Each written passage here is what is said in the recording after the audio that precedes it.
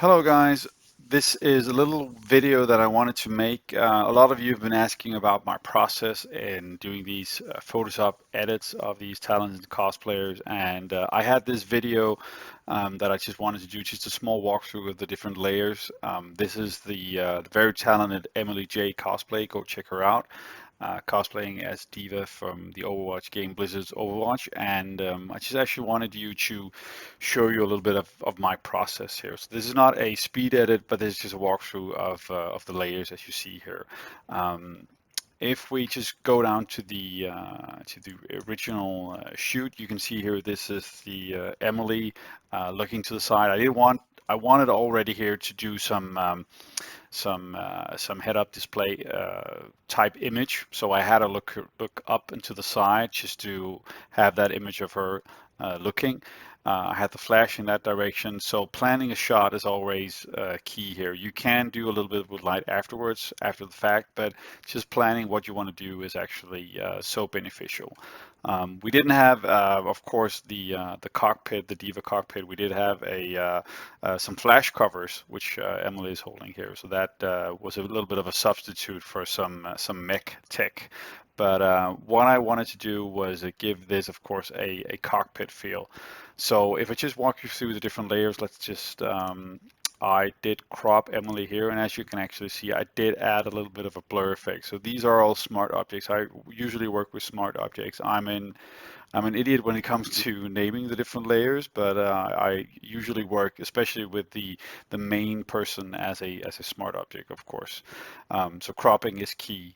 Now, I did find some stock images, the different stock images from pixabay.com. These are royalty free. They you don't need to do anything other than use them. You don't need anything to give reference. I usually do, but these images are from pixabay.com, one of the very good stock sites that I actually use if I haven't shot anything myself. Now, if you look at the background here, this looks pretty weird, to be honest. What I did is that I cropped this out, and there was, of course, an open window. I added in some additionals. This is just a copy, basically, and even though this looked weird, I wanted to do a lot of blurry stuff and darken it a bit. But I just wanted the sensation of some tech in the background. Um, so if we could add Emily back in, we can just see what I did with the background, darken it a little bit, darken the edges especially, and then adding Emily back in. So this will be even more blurry, even more dark when the composition is done. So the most important thing about my compositions that I feel is really matching the background with the foreground. So adding in some curves adjustments there, some hue saturation, just to match the subject, the model with the background. That's one of the things that I see that kind of is not as well done in many composites. And if you don't match the colors, you can do a very good masking, you can do a lot of good effects, but it will just look off. So what I always do, and this is not the most complicated composite, to be honest, I put in a couple of layers of curves, of hue saturation, just to give the overall tones the same feel within the image. So adding those in, darken a little bit, adding some shadows to the bottom here. I did a very minor edit of her face. She has very nice skin, so nothing was necessary, and I usually don't do a lot. And then, of course, adding a little bit of curves here to make her pop in terms of giving some display head-up displays here. So I'll just pop in a couple of other layers, as you can see here, and then I basically started by adding these head-up display elements, and all these elements were brushes and elements that I took from the Overwatch game. So let me just add one by one.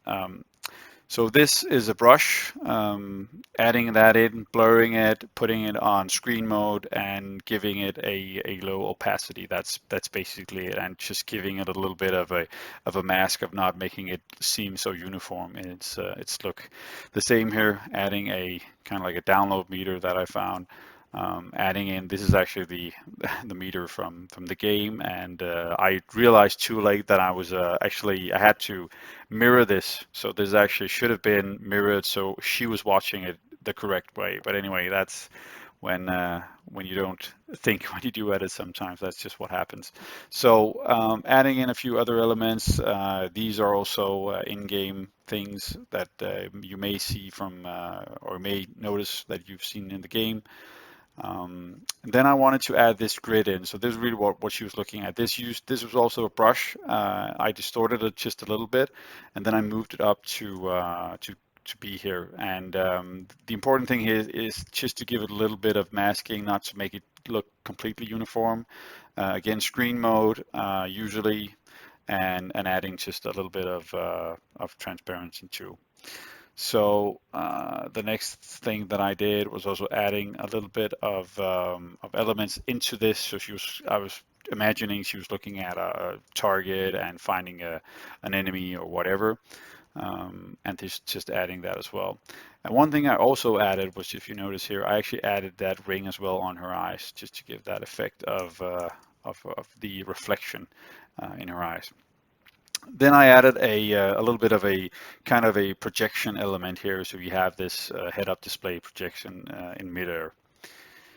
And if we just scroll down here, then I started adding the, which is also key, adding the different light elements to her skin. So adding those green tints as well on the light, a little bit of different type of lights. So there's some soft light going on here, and there's some rim light as well. So we get those hard edges also with the very soft shadow, both soft shadows and soft light. And then because it's Instagram, I actually wanted to pop a bit more, so I added a bit of more oomph to the image. I wouldn't do that if it was only for to be seen on a PC monitor, but when it's on Instagram, you actually need to make it pop just a little bit more, or it will seem flat. So this is actually the almost the completed image. It didn't take that long for this. The main part was actually masking her out and finding something that made sense. Um, then I added in, I wanted to do something a little bit different as she is in a cockpit, and this is more of a high-tech feel. I actually added some scan lines. There are different tutorials of how to do scan lines very easily in Photoshop, but as you can see here, if I press enable disable the layers, you may be able to see it. So these are kind of like the scan lines, which gives this kind of sci-fi futuristic feel. And then I flattened the image, added a few other effects, changed a little bit, made it pop even more, made a little bit of a more darkness to the edges, and just the final image, I actually gave it a little bit of blur on the edges as well. So the most important thing is the focus on Emily's face. And that's actually it. So so going from, if we look at the starting image, going from here to here. So as you can see, it didn't actually take that long. It's finding out how to place the different elements, finding out the idea. This, I probably think this took an hour and a half almost. But it's having the idea and also having, of course, the model looking the right way. So that's it, guys. Let me know if you want to see more, and have a great day.